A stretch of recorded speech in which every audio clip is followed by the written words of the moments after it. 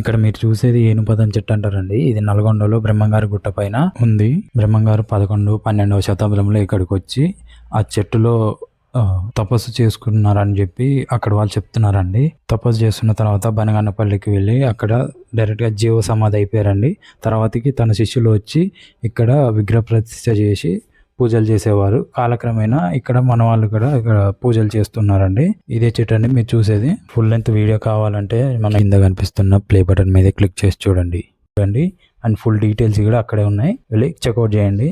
And గుడి బయట ఎలాగుందో చూడండి ఒకసారి. చాలా అంటే చాలా బాగుంది. ఒక్కసారి మీరు కూడా విజిట్ చేయండి, మీకు మంచి ఎక్స్పీరియన్స్ అంటారు. ఎందుకంటే ఇక్కడ నల్గొండ మన దగ్గరలో ఉంది కాబట్టి మీరు తప్పకుండా వెళ్ళి చూడండి. చాలా అంటే చాలా బాగుంది. అండ్ ఈ బ్రహ్మంగారి చెట్టు ఉన్న గుడి దగ్గర నుంచి లెఫ్ట్ సైడ్ కి రాములవారి గుడి ఉందండి. ఒకసారి అది కూడా చూడండి. అండ్ ఆ గుడి వచ్చేసి 2000 సంవత్సరాల క్రితం కట్టిందండి. మనం ఈ గుడి దగ్గరికి వెళ్తే చాలా ప్రశాంతంగా ఉంటుందండి. ఎందుకంటే అక్కడ వాతావరణం అంత ఆహ్లాదకరంగా ఉంది. మీరు చూస్తున్నారు కదా, నా వెనకాలే గుడి ఉందండి. ఇక్కడ లోపల వెళ్ళి చూద్దాం పదండి ఒకసారి.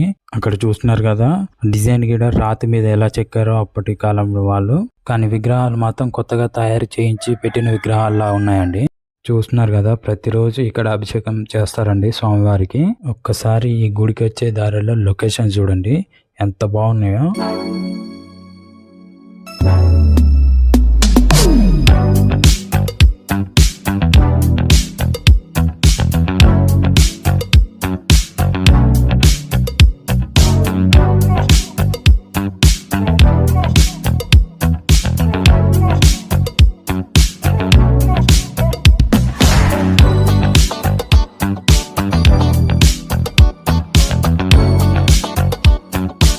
ఇక్కడ నుంచి మళ్ళీ నేను బ్రహ్మంగారి చెట్టు ఉన్న దగ్గరికి వెళ్ళానండి. అక్కడ గుడికి సంబంధించిన ట్రస్ట్ మెంబర్ వచ్చారండి, వాళ్ళతో కూడా మాట్లాడాను. ఒకసారి వాళ్ళది కూడా వినండి. గురుభ్యో నమః.